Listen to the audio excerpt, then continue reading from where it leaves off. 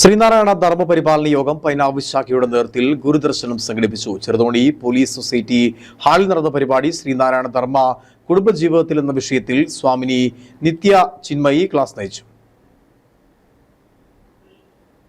SNDP യോഗം പൈനാവ് ശാഖയുടെ നേതൃത്വത്തിലാണ് വനിതാ സംഘം youth movement, employees family unit, കുടുംബ യൂണിറ്റുകൾ, ബാലജന യോഗം, സൈബർ സേന എന്നിവയുടെ സംയുക്ത ആഭിമുഖ്യത്തിൽ ഈ വർഷത്തെ ഗുരുദർശനം നടത്തിയത്. ശാഖാ പ്രസിഡന്റ് TB മോഹനൻ അധ്യക്ഷനായ യോഗം ഇടുക്കി യൂണിയൻ വനിതാ സംഘം പ്രസിഡന്റ് പ്രീത ബിജു ഉദ്ഘാടനം ചെയ്തു.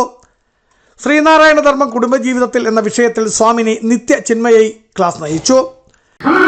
വളർച്ച എവിടെ കിട്ടും എന്ന് ചോദിക്കുമ്പോഴാണ് ഗുരുവിന്റെ വാക്കുകളിലേക്ക്, ഗുരുവിന്റെ ശരീരം എന്ന് പറയുന്നത് ആദ്യം നമ്മൾ ചിത്രത്തിലാണ് കണ്ടതെങ്കിൽ പിന്നീട് നമ്മൾ കാണുന്ന ആ തിരുശരീരം വാക്കുകളുടെ രൂപത്തിൽ നമ്മുടെ മുന്നിലെത്തും.